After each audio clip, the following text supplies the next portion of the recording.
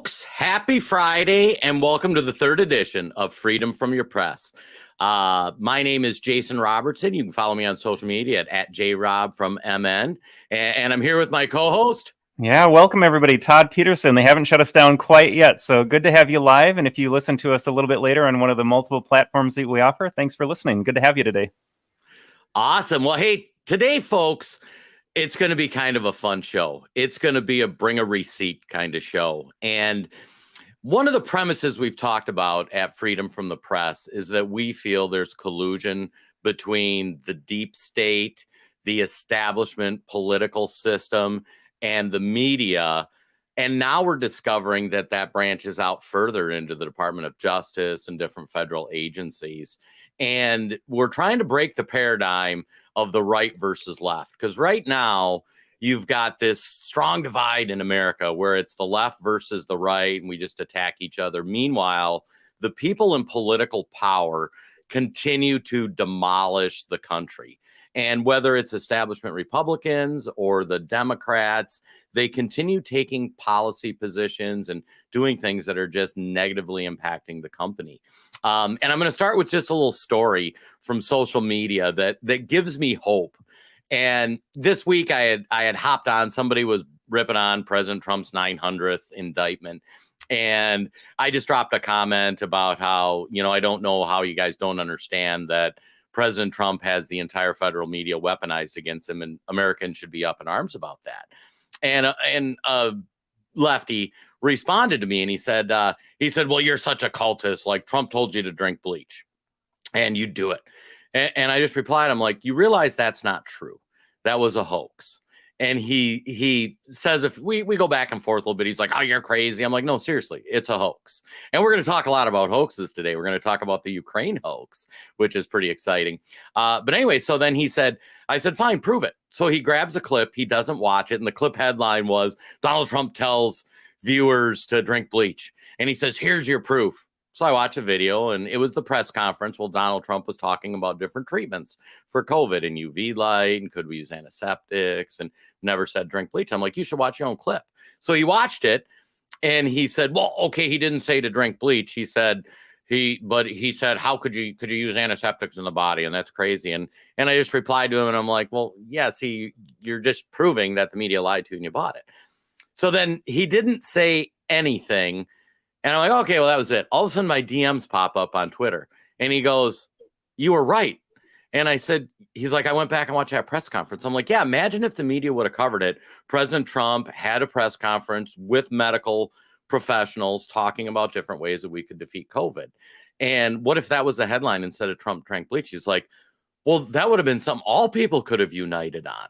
And we had this nice positive back and forth where I shared the Trump or the hoax list that I'll let Todd go through in a sec. Scott Adams, great follow on Twitter, great podcast. And he said, we started going through some of these, and he's like, this is wild. And I'm like, yeah, you don't understand. They're trying to get us mad at each other.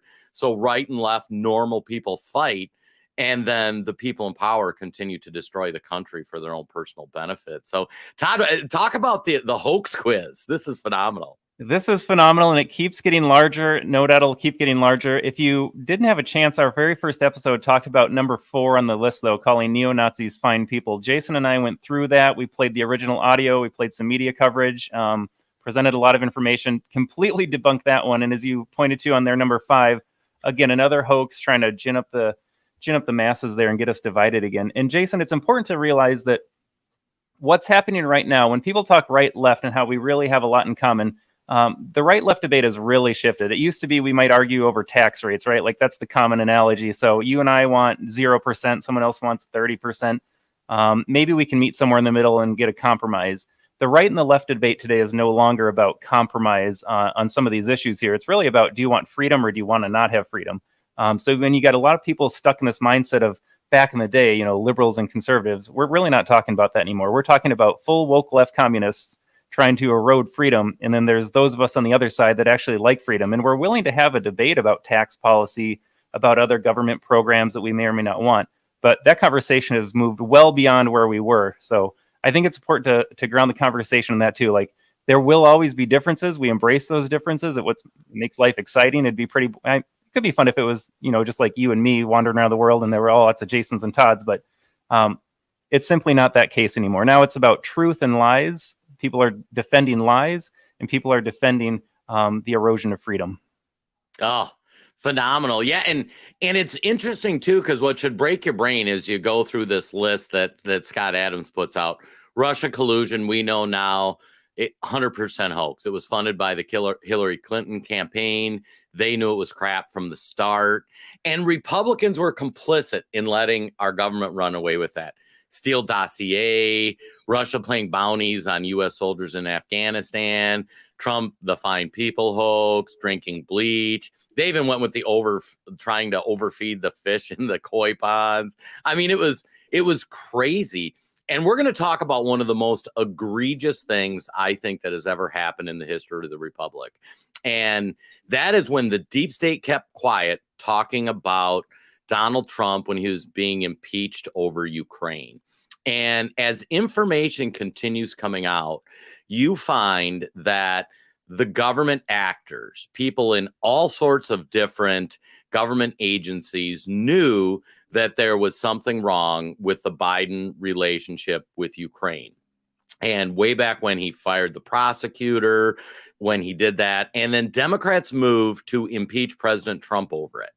And as you look back now, knowing what we know, from the start that it was a pile of hooey. So with that, Todd, where are we going to start this story at? I'm going to drop in the comments here. This is going to be a transcript of the phone call. So we might as, if we're talking about the phone call and we get into Ukraine a little bit, we might as well start talking about that. So apologies for the CNN link, but they had a nice little transcript there. So not trying to give CNN any traffic and ad revenue there, but I'm going to read the first part of the phone call that Democrats really pointed to and said, this is collusion. This is him doing something that, as Nancy Pelosi would later say, undermine the very security of our country. It, went against his oath of the Constitution. So here's Donald Trump in his own words. I'm going to quote an entire paragraph here, but he asked Zelensky, I would like you to do us a favor, though, because our country has been through a lot and Ukraine knows a lot about it. I think, hindsight would show that statement is 100% true. He continues, I would like you to find out what happened with this whole situation with Ukraine. They say CrowdStrike. So a sidebar on that, CrowdStrike's going to be, again, the number one hoax on there was Russian collusion. CrowdStrike's a server that was hosting the DNN emails, their websites. And so when Hillary Clinton was doing her thing, CrowdStrike was right there with it. And so Trump was trying to get to the bottom of, okay, what did the Democrats know? What did they do? He's trying to unravel. This is in 2019. He's still trying to figure out the whole Russian collusion story and probably figure out who exactly is involved and what exactly happened, even though he knew deep down that it was already wrong. And we had figured that part out by now. Yeah. He says, take it away. Ahead. Yeah, we can break up that paragraph. Take it away, Jason. No, I was going to say, so just to put timelines on this, 2015, Joe Biden, we now know Hunter Biden is doing business with Burisma. We know Joe Biden's meeting with these people. And here's a Hunter Biden timeline. The DOJ in 2018 knows that they're doing an investigation. So what was the date of this phone call again, Todd? 2019. It's going to be in the summer of 2019, if you recall, and that's going to open up the first impeachment a couple months later. So well after the Department of Justice and the IRS know all about Hunter Biden's tax returns, and what they're looking at specifically when they talk about tax returns is unaccounted for tens of millions of dollars. And so they already have a really good idea that something shady is going on here. And then if you look down at the bottom bullet point on the graphic, if you're watching us live here, it says in 2023, just recently here in the summer, the New York Times reported that the IRS investigation was looking at 2016 and 27 returns, and they said that investigation was imminent. So the deep state had a lot of information on the Biden scandal here, if for lack of a better word. It dates back years. And so Donald Trump, by the time he makes the phone call in 2019, is likely well aware of that, trying to get more information. Again, it's uncertain what Donald Trump knew at the time, but certainly aware of corruption taking place.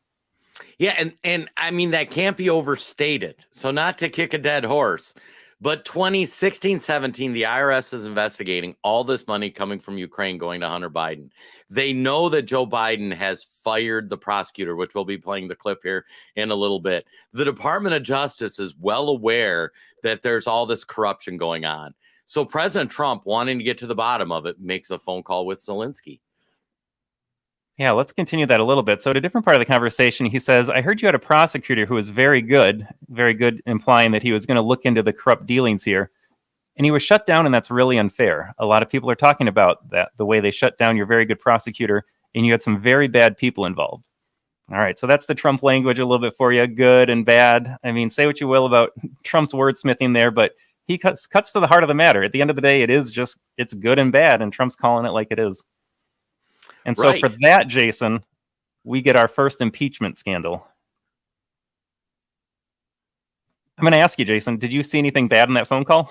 Well, I got to say, telling Zelensky we need to investigate something, knowing that there's multiple federal agencies who are trying to investigate something, I see nothing wrong with that. And even if there was a predicate on cooperating with these are existing federal inquiries. They're already investigating. So even if President Trump said, you know what, we're going to hold back money and arms or support if you don't work with these agencies, you would think that's what the president should be doing. At least that's what I would think. And I seem to recall, we'll play the clip, but the current president asked Ukraine to do something, otherwise he would withhold money. So that's not a valid argument anymore. And if Donald Trump's going to get impeached over investigating Hunter and Joe Biden, shouldn't the DOJ and IRS, logically following that to the end of its path there, shouldn't they be investigated? Maybe not impeachment, but certainly a firing or prison time. If Donald Trump committed a crime, then these agencies also committed a crime. Absolutely. Should we go off to our first clip, Todd? Let's show a clip here. So you and I don't see anything wrong with the phone call. Guess who else doesn't see anything wrong with the phone call too? A pleasure to me to be here, and it's better to be on TV than by phone. Yeah. I think you read everything. So I think you read. So he's going to say the first big thing in a moment. This is Zelensky talking. If people can't see the photographs here, so this is Donald Trump meeting with Ukrainian President Zelensky shortly after that phone call. Elections of USA. No, you heard that we had. I think good phone call. It was normal. We spoke about many things, and so I think, and you read it, that nobody pushed me. Yes. In other words, no pressure. President Trump. Because you know what? There was no pressure. And you know there was, and by the way, you know there was no pressure. All you have to do is see it, what went on the call. But you know that. But you could ask the question, and I appreciate the answer. Go ahead.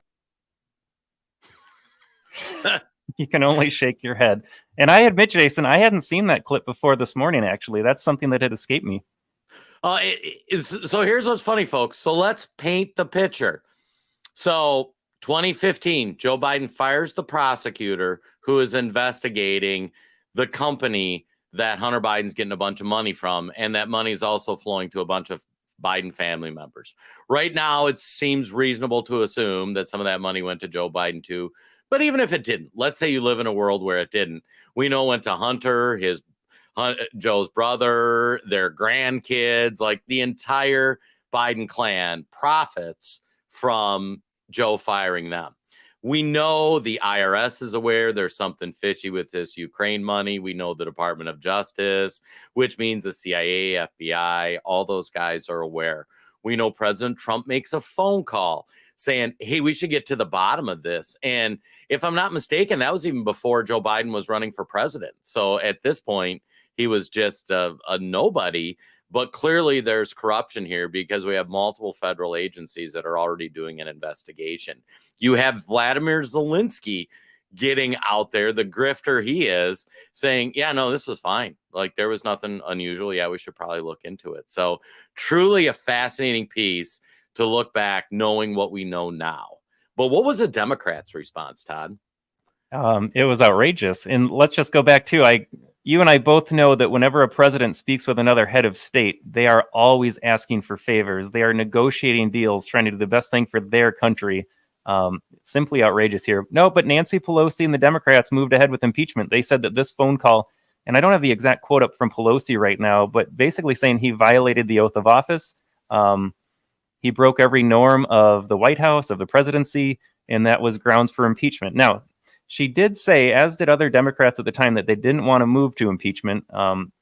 as far back as you and I remember the inauguration, they wanted to impeach Trump on day one. A couple Democrats did. Yep. I forget the exact number, but how many skipped his inauguration? They said he was illegitimate at the time. And so what do you do with an illegitimate president? You remove them from office. And so while she might have been saying publicly, we're not ready to do that, I think it was probably more of a lay in the weeds, wait for some opportune moment to finally go ahead and do that. And then as soon as this phone call got leaked, we can only assume some deep state operative within the Trump White House. Again, if you want to talk about some of the issues Trump had with selecting people or putting the right kind of folks around him in the office, but this phone call gets leaked illegally. And then you have, within 2 months of this phone call being made, the leak being made public, the transcript being made public, and then Democrats by the end of September in 2019 moving forward with their first of what would be 2 impeachments of Trump. It's truly remarkable to think about, and as you look back on it, how many Republicans were complicit in letting this happen to President Trump. And we've talked about this on our website and on the other podcast I do with Wayne Dupree, where 2016 Trump went in with the House and Senate, and he should have been able to just been a bulldozer and get a ton of things done. But instead, what happens? He gets obstructed. And now as we move into this impeachment phase, a number of people in these agencies in the Uniparty in Washington all knew that this was completely fine. And moreover, they knew that Joe Biden had a bunch of corruption.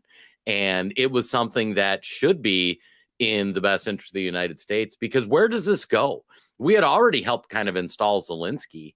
And now you look at the war in Ukraine, and all of this is leading us on a path where if folks would have let us actually investigate the corrupt ties to Ukraine, we might not be dropping hundreds of billions of dollars into Ukraine to just kill soldiers. And if I can jump in on that, Jason, we stopped the clip from continuing, but in the second half of that audio between Trump and Zelensky, they talk about just that. They want to talk about a peace solution for Donbass. Donald Trump said he hoped to avoid war. Zelensky said he hoped to avoid war. And again, we don't know the machinations behind the scenes there. But both of those men at the time, at least, said publicly that they were looking to avoid any conflict. And I think you and I both know that Donald Trump presented a much stronger force against the rest of the world. I think you and I both agree that had he remained in office in 2020, we wouldn't be encountering the situation that we are in Ukraine right now. Yeah, and actually, it's interesting to make that conclusion. Is Joe Biden was completely involved in the corruption going on in Ukraine. And the reason why Russia claims they invaded, whether you believe it or not, is because the continued westernization of Ukraine, including becoming a NATO member. And not to dovetail into the Ukraine war, but we would not allow Mexico or Canada to form an alliance with Russia or China that allowed them to put nuclear weapons on the southern border or northern border. We almost went to war with Russia when they tried to put nuclear weapons in Cuba. So why on earth would Russia be okay with Ukraine becoming part of NATO? That would allow us to put active troops and nuclear weapons and all that stuff in there. The other thing is that if you look how Ukraine was broken up after the fall of the Soviet Union, the border between Russia and Ukraine, there's a ton of ethnic Russians who would prefer the social norms to Russia to the Western social norms of Ukraine. They don't like LGBTQ. They don't like the trans stuff. They don't like the corruption. They prefer the Russia government, which is why there was actually attacks going on in those communities by the Ukrainian government, which was another predicate for Russia going in to say, stop killing ethnic Russians. We will have to do a whole show on the color revolution over in Ukraine. But yeah, we absolutely will. But let's go back 1812. James Monroe becomes our 5th president, and what does he do? He issues the Monroe Doctrine. He says that this is our hemisphere in effect, right? And the U.S. followed through that policy. I think looking back too in a lot of horrendous ways in certainly the 1940s and 1950s with Central American governments, but it stands to reason. And again, like you said, Cuba, we don't want people in our backyard that might be adversarial. And so without defending Russia, I don't think you and I need to get into that part right now. It certainly makes sense, at least on paper, why Putin would be opposed to having NATO and U.S. forces so close to his border when there's been contention for decades at this point. Right. Well, back to our impeachment story. What do we have up next, Todd? Well, Jason, I think we wouldn't be doing this conversation a full service here without at least listening to Joe Biden one more time, talking about firing that Ukrainian prosecutor. And then let's give that a listen and we'll jump into it. Ukraine. And I remember going over convincing our team, or others too, convincing us that we should be providing for loan guarantees. And I went over for, I guess, the 12th, 13th time to Kyiv, and I was supposed to announce that there was another $1 billion loan guarantee. And I had gotten a commitment from Poroshenko and from Yatsenyuk that they would take action against the state prosecutor, and they didn't. So they said they were walking out to press conference. I said, no, I said, we're not going to give you the $1 billion. They said, you have no authority. You're not the president. The president said. I said, call him. I said, I'm telling you, you're not getting the $1 billion.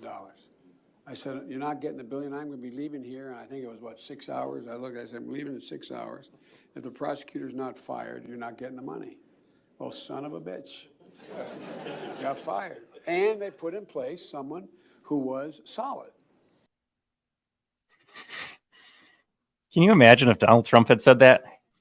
He asked Zelensky to look into obvious corruption among the Democrats and the globalist regime here. And here's Joe Biden just come out admitting that he basically blackmailed everyone and demanded certain things happen that would favor him, his son, his business dealings, withholding loans, getting people fired. It's astounding that people don't see this for what it is.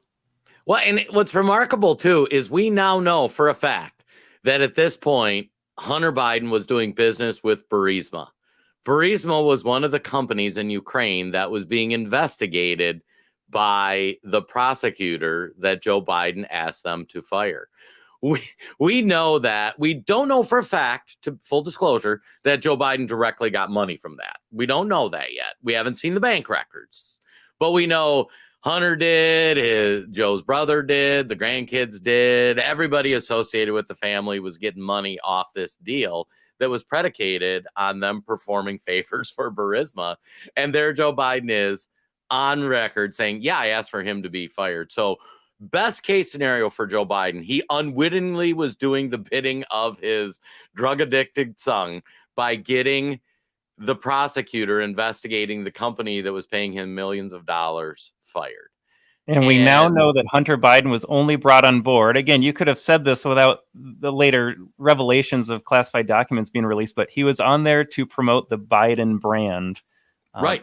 Obvious from the get-go that he knew nothing about, natural gas or oil or anything about Ukraine for that matter, but he had the last name that benefited him. And we do know now that Joe Biden was on phone calls. Again, we don't know for a fact that he was getting payments. We don't know for a fact what his involvement was, but I think we can put a couple pieces together. Well, yeah, and I mean, let's just take an aside for a second. So you're a politician. You have a son that you're admittedly very close with. Spend a lot of time with you. You're working through his drug addiction. You see him driving fancy cars, holding all these business meetings.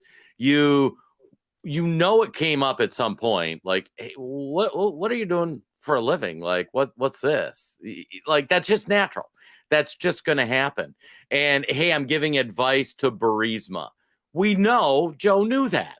And for Democrats to stick their head in the sand with the obvious corruption that we know now, it's just truly remarkable. And it's kind of back to the story I started with, where everybody's now like, they've retreated their Joe Biden position to, well, you can't show he got any money.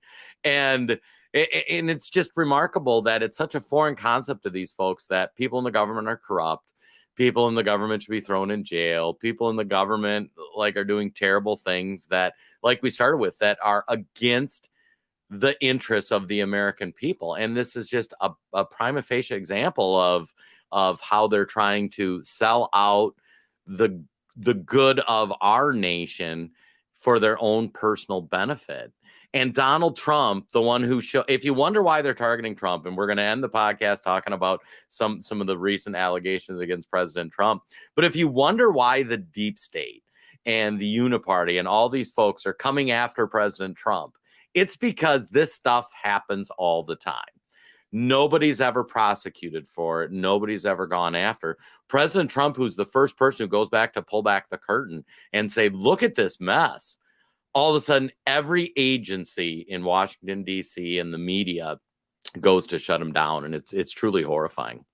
Absolutely. And just contextualizing this video one step further, too, Joe Biden, when he was vice president, was the handpicked by President Obama liaison to Ukraine. So you really can't make up these connections here. Joe Biden was in charge of relationships with Ukraine. Then you have Hunter Biden sitting on the board. And then you have the rest of this play out here with the payments, with the involvement, and the rest of it there. And just as a side, too, I wrote this in the Substack a couple weeks ago, but Joe Biden began this by talking about, to us, random Ukrainian names. He talks about Shokin and Poroshenko, and to the average American, you hear these, and I think part of the complexity, part of the trouble with wrapping your head around this, you can understand corruption at a certain level, but understanding what that actually means is hard, because it's hard for us to wrap our head around the names of a lot of the Ukrainians involved, a lot of the Russians involved, and I don't know if that's an accident. They use these names to throw you off the trail a little bit. Like, okay, I'm already lost. I don't know who he's talking about. I don't know who that guy is. I already forgot the name 2 seconds later. So it really keeps it hard to keep it the forefront of your mind as you start unwinding the layers of the corruption behind this too. Yeah, and that's a great point too, is that the attention span of the average American, I call them normies, they don't pay that close of attention to politics. They don't pay that close of attention. They barely get past reading the headline. And the more convoluted it's made by the media and by the power brokers in Washington, D.C., the easier they are getting away, continuing to screw the American people. Absolutely. Yeah, let's go to our next clip here. So, I don't know, Jason, where do you want to start here? Do you want to get into the 1023 a little bit? We've got James Comer let's do the speaking up a little bit about 1023. that. Tell them what the 1023 is. Again, when you talk about convolutions here, I wish we had the whole document to pop up. I looked at that, but there would have been too much scrolling on our page there. But in essence, it talks about some of the disclosures that our intelligence agencies, they were collecting information on Hunter Biden. You're disclosing information about your involvement with certain people overseas. And so this is going to be information gathered from some CI, so some confidential informants, or you have your assets that the FBI works with there. And so it really gets into the information about what did other Ukrainians know about Hunter Biden's involvement? Why did they choose Hunter Biden? So there's a lot of information we learned about. Yep, he was chosen because he simply represents the brand. He represented access to Joe Biden, commonly referenced as the big guy here. And it even pokes fun at him at one point for just being dumb, but they didn't need someone that knew what he was doing. They just needed someone that was a Biden. And so Hunter Biden perfectly fit that profile. And you can only imagine the blackmail that they have on him with his interest in some of those more sordid affairs. We'll leave it at that. Well, and 2 quick points to make too. A 1023 form is a legal government form that whistleblowers fill out. And this is also a form that was in the possession of the federal government before they impeached President Trump. So when Trump says we should look into this, and it hasn't come out yet if Trump knew that these agencies had the 1023 forms, or if he just had a feeling or had a sense of it. But the government knew this before they started the impeachment. Now let's go to the clip. I ask that is because that allegation is consistent. The way that the oligarch claimed he gave the Bidens the bribe is consistent with what we've seen in Romania and other countries where they set up all these shell companies and then they launder the money through the shell companies back down to different Biden family members. So I wondered if you knew about that form before it became public. Were you all ever given access to the form 1023 that alleged Joe Biden and Hunter Biden were a part of a bribery scheme with Ukraine? The reason I ask that is because that... All right, we're going to get into a loop there with that, but wow. And so again, like you said, and kind of the point of this entire episode today is, what did the intelligence agencies know at the time that the Trump indictments and impeachments were happening? Information that we have only found out later. But again, as he's asking, this was with the IRS whistleblowers from earlier this summer. It was clear that it was common knowledge in a lot of these communities, despite not being public.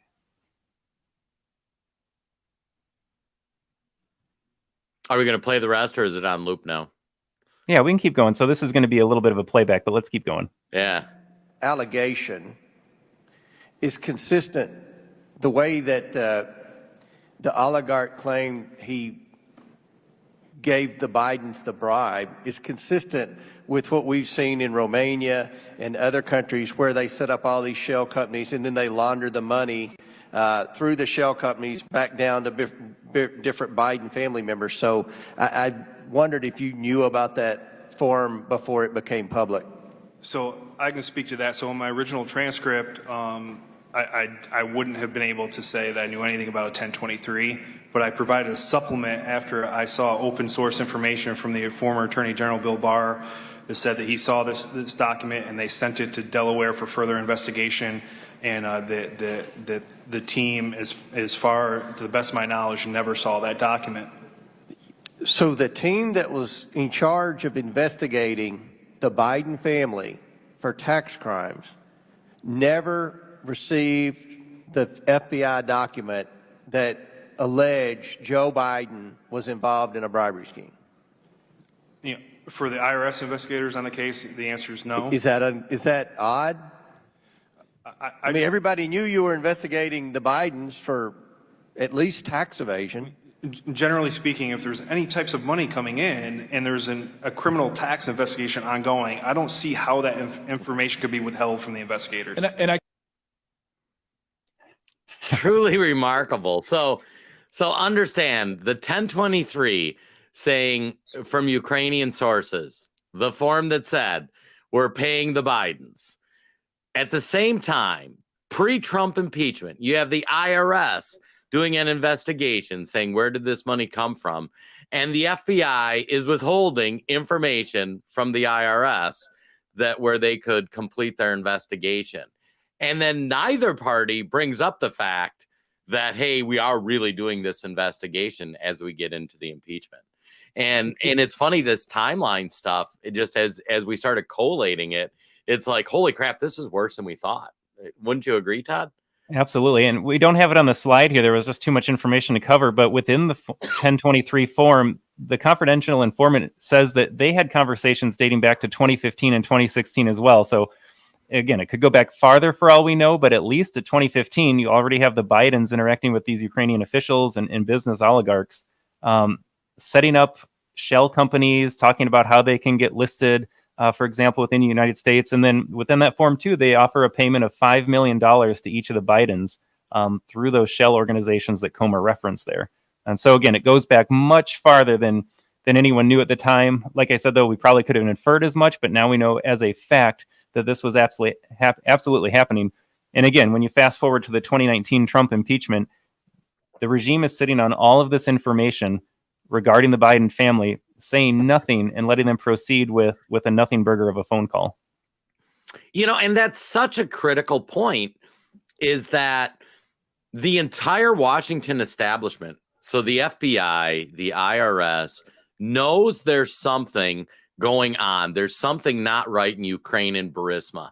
Trump makes that phone call, and any of us that they said, like, there's something there, we should investigate Joe Biden, we're tinfoil hat wearing crazy conspiracy theorists. How could you do that? We saw on CNN and MSNBC and President Trump, there's nothing going on here. Donald Trump is trying to weaponize against his opponents, and we were called crazy. And now normal folks like you and me and folks watching this show, Todd, they were going to say, we don't have all the details, but clearly there's something going on. We are not tinfoil hat wearing crazy conspiracy theorists.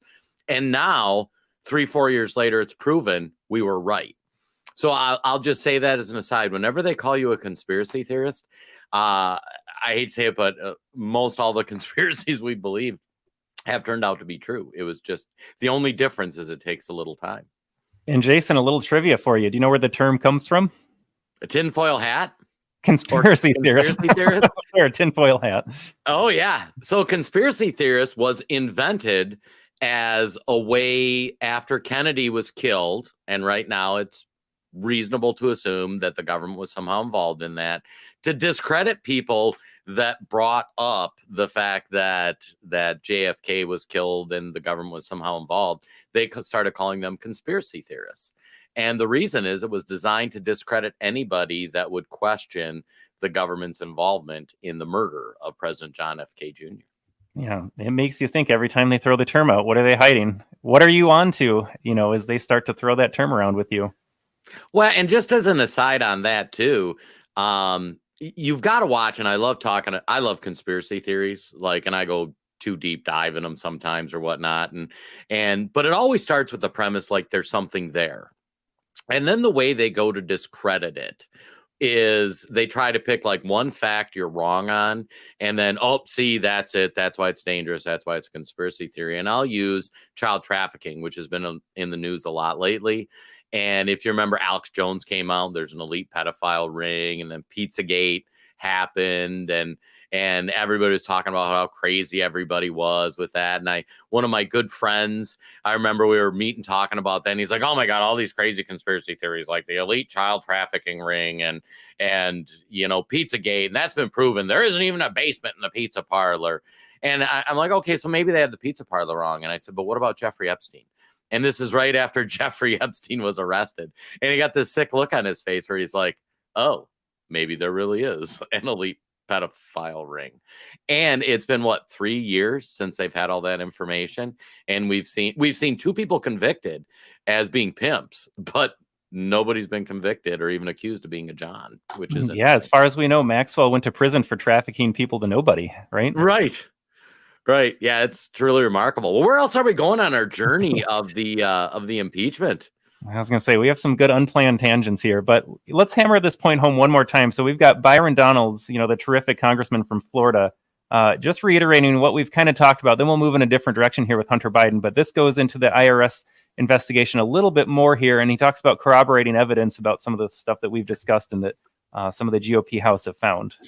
Done by the investigative branch of the IRS that is charged with doing these types of investigations. These are the people you want doing them, and an independent investigation by the Oversight Committee. And we're coming up with the same amount of money, give or take a couple million, going through the same person in Hunter Biden. And his investigation is slow walked. And we're supposed to sit here and think that Joe Biden knows nothing? Thank you, Mr. Chairman. To the witnesses, thank you for being here today. I want to get right to it because we have a lot to cover. Mr. Ziegler, you are the agent that opened up this investigation. From your transcript, page 17, what it says is that you were investigating a social media company, and through the process of that investigation, you found out that Hunter Biden was paying potentially for prostitutes in a potential prostitution ring. Is that correct? That is correct. Okay.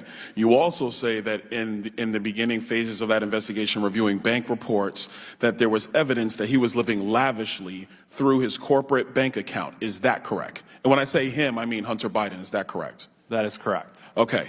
Question for you, and also for Mr. Shapley. Is it a clear line of potential investigation if somebody is charging up massive living expenses through a corporate account and not doing that through their own personal accounts and not accounting for that properly on their income tax returns? Is that the basis of a criminal investigation? Generally speaking, that would definitely be factors that would spur a criminal investigation, yes.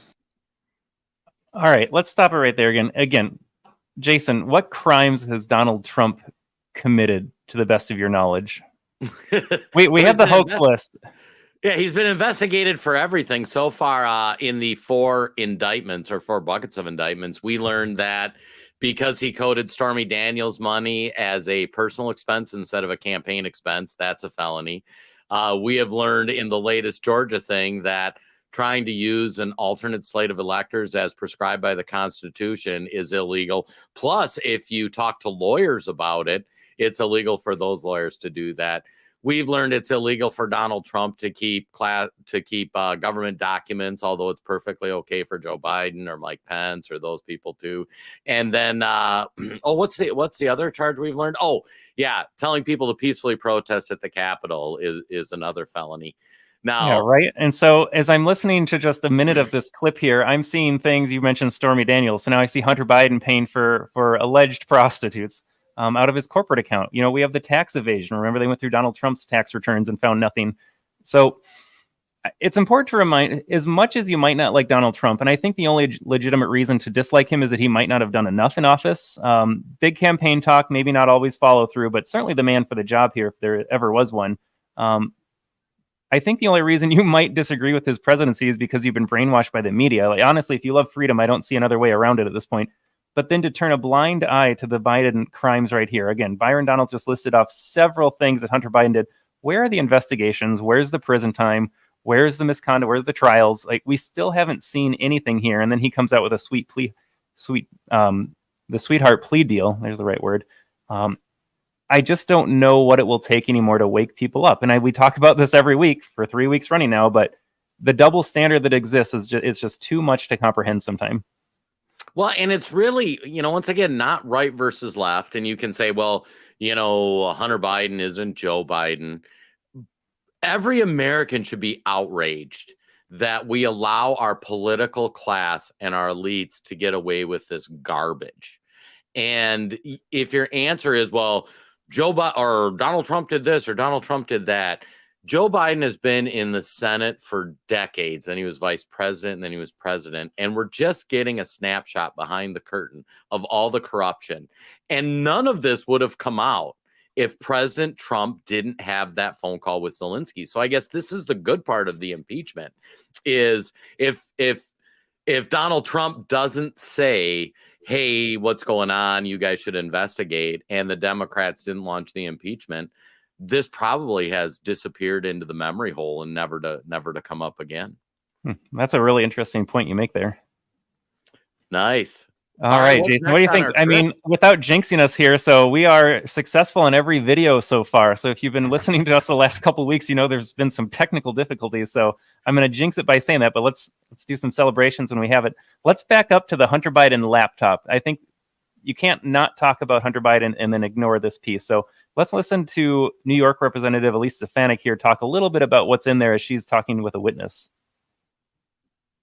Hunter Biden's laptop from hell, it has everything. It's a hellhole and cesspool of corruption and criminal conduct. It has hard drugs, prostitution, pornography, money laundering. It has Biden family shell companies, communist Chinese, corrupt foreign government deals for tens of millions of dollars in exchange for access to the Biden family. Thank you, Mr. Chairman. Thank you.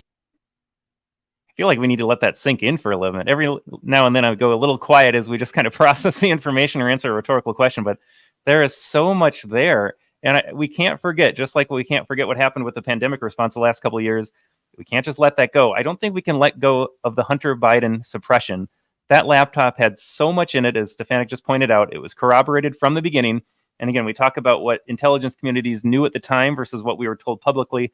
You had 51 CIA assets saying that it was all Russian disinformation. We now know that was completely untrue. And again, there's no consequences or prison time for any of those liars. But there's so much in there. There's so much criminality on its own. And then there's so much suppression that took place. And we still talk about how the election could have been turned just if people had access to that information. Well, and 2 key points with that. The laptop, the government had in their possession prior to Trump-Ukraine impeachment. It had been corroborated that this laptop appears real. And so even in and people miss that point, in the context of the Ukraine impeachment, multiple government agencies had this laptop, and not one raised their hand and go, whoa, whoa, whoa, there might be something to this corruption that we really should. They were protecting the elite class, and we should all not be okay with that. The other point to that is, as Todd talked about, it became public a year or two later in the lead up to the 2020 election. And instead of people saying, yeah, this is real and this is a thing, and the government's had it in possession for a couple of years, the cronies in the swamp sought out 51 different intelligence agents, and most of them were former officials of high-ranking positions, and they all claimed it was Russian disinformation.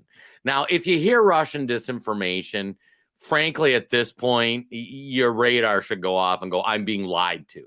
And it's one of the first hoaxes. But if you remember, 51 agents and former executives came out and said, oh, this laptop isn't real.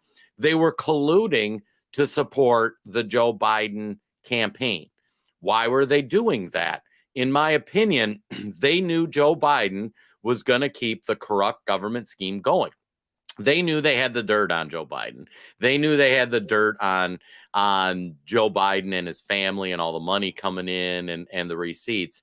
And they knew it was in their best interest to allow that to continue, because I'm betting there's a lot of corruption in their own agency that they don't want somebody like President Trump or Michael Flynn or any of those folks to investigate. I mean, that's why they got rid of Michael Flynn the first week he took his job. Is they did a basically the FBI did a trap with him, and then they sued him. The case has been thrown out, but he got kicked out of the administration. So yeah, and Jason, don't quote me because I don't have it directly pulled up here, but I believe I read somewhere that the Biden campaign actually interacted with those 51 intelligence officers, and they built that story together. Now, I believe I'm recalling from memory correctly, so I don't need to get any Facebook censorship here, but I believe that is the actual case there, where it wasn't just 51 people on their own because they disliked Trump. No. It was hand in hand with the Biden campaign at the time to make sure that story didn't get out. Well, yeah, and part of what they hide behind is they hide behind technicalities. So you see this whole group of people that all these folks are making money directly or indirectly from all this dirty business dealings. And the story from a fact check perspective is no, the Joe Biden campaign did not directly have contact with these agency officers. And that is a true statement. People that were close friends and acquaintances and work with Joe Biden, they were the ones that contacted those folks. It would be like Todd's wife or my wife, who don't directly work for our business with Freedom from the Press or the American Tribune. It would be if we had our wife go talk to somebody and we say, nobody from our business talked to them. But clearly we knew, and we talked to our wife, and we would have told our wife to go do that. So, and I'm sure, Todd, your wife would probably be willing to go have a conversation for you, wouldn't she? Oh, she's going to have a conversation that's going to promote and help my business? Yeah, you bet. Right. And so you could say, no, my business didn't have that conversation. And you would be true, but you would be telling a lie, because clearly somebody associated with you was involved with that happening. Which is what gives credence to the big guy, the 10%, right? Not directly involved, as they want to say, but let's say involved. I want to do one more thing on Hunter Biden, just a little. This is a tangential video as well, but kind of getting to the point of just how involved the intelligence communities are with protecting the Biden family right now. I won't set it up. Let's just play it and then we can talk about it. Let's go to you next, if possible. On July 10th, the U.S. Attorney's Office for the Southern District of New York, which is the office where you now work as special counsel, announced that it was bringing charges against Dr. Gall Luft, who claims that in 2019 he gave incriminating information about Hunter Biden to the Department of Justice.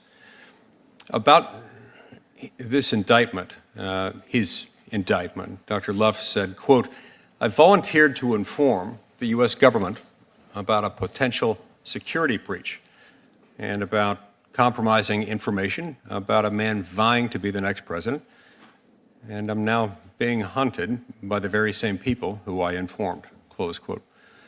Are those charges against Dr. Luft, are they retribution for his willingness to speak out about Biden family corruption? No, Senator. Those charges were actually returned in the fall of last year. The indictment was returned in the fall of last year. Mr. Luft was arrested in, I believe, Cyprus, and he was bailed pending extradition, and he fled from his bail. Would you agree that they could be perceived as retribution? All right. Again, Jason, you've commented before how much I love to watch C-SPAN. How many people have heard this story? There are so many, like we said, it's a complex web, but there are so many intricate layers to this entire Biden story. This is a great example of, like this is Senator Mike Lee of Utah said, someone speaks out with information against criminal activity or alleged criminal activity, and instead of them going after the alleged criminal, they turn on the citizen who brought that information to them. It's unreal. Yeah, and I remember, and this is one of the tragedies, as an aside, Todd. So I grew up in Minnesota, and if you grow up in Minnesota, you're probably going to be a Democrat. And, I was an 80s child. And I always looked at the conservative values and thought, I like those values of hard work and teach people to fish instead of giving them fish and those things. But I always felt the Republican Party was corrupt. And back in the day, it was, where are we going to send troops now to go blow stuff up so military companies make money, and we're going to make money on oil? And it was just blood for oil. And I just found a hard time supporting the Republican Party. Still do. I still think the establishment Republican Party is garbage and is not looking out for the interest of Americans. And a lot of times I ended up supporting Democrat candidates because even though their policies were stupid and they had a lot of really bad ideas, I always felt that they were a little more honest. And they fought for things like freedom of speech and whistleblowers. Let's protect whistleblowers. Let's defend them. And in hindsight, it's been one of the more tragic things of my lifetime to see the Democrat Party, that as stupid as they were at least honest, and they fought for American values. And now they hide whistleblower information. They attack whistleblowers. They are not interested in doing things that are good for the will of, we the people. And it's one of the more tragic things that I've seen in my lifetime.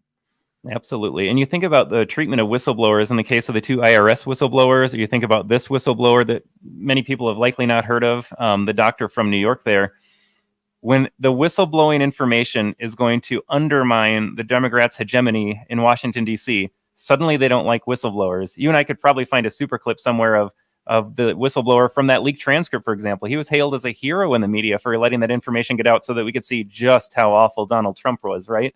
And so, again, when it serves their interest, love whistleblowers. When it comes out against one of their own, hate whistleblowers.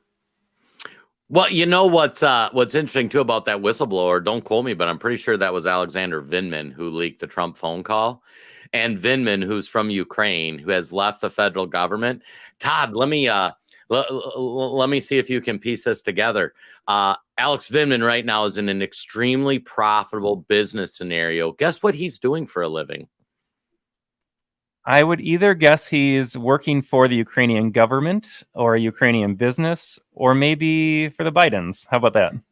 Yeah, he's actually working with Ukraine, helping support the military efforts in a contractor capacity, coordinating the money we're sending to. Yeah. So put this in perspective, folks, if you see how this works. Alexander Vindman, who blew the whistle on the Trump phone call that led to his impeachment, which now we know, and hopefully we've shown you, that the government knew there was dirty stuff going on in Ukraine. Now he has left the federal government and he's making a killing in helping coordinate the war efforts of the billions of dollars we're sending to Ukraine. And Jason, if I can just connect some dots in my mind out loud right now, if you recall the Trump and Zelensky video that we played, again, I referenced the part that they continue speaking about finding a peaceful resolution with some of the conflict taking place in eastern Ukraine. It almost makes you wonder if Donald Trump was an impediment. The leaker allows access for Trump to be removed, and now you install a new president who's a little more open to the military-industrial complex, moving on in there and enriching his cronies. All right. I am going tinfoil hat. And this is an official tinfoil hat conspiracy theory. So feel free to correct me if you think I'm wrong. I find it ironic that the number of people of the federal government that do things that initiate conflict that makes military industrial businesses billions of dollars of profit. And many of these people in the government, their campaigns are supported from donations directly or indirectly from these military industrial companies. And then when they leave office, they go work in businesses either directly or tangentially related to war. War is big business. And it's funny because the left knew that in the 60s and 70s and Vietnam, the left protested against this corruption of people getting rich off us inspiring wars in different places in the world, however it started, whatever the outcome was. But when bullets start flying, people start dying, people start getting rich. And it doesn't take a conspiracy theorist to connect the dots that when you start with politicians that are incentivized to start conflicts, and then eventually the money goes to these companies who then support their campaign, and then when they leave office they go work for them. It's just the circle of life of corruption in Washington, D.C. It's the very definition of the swamp.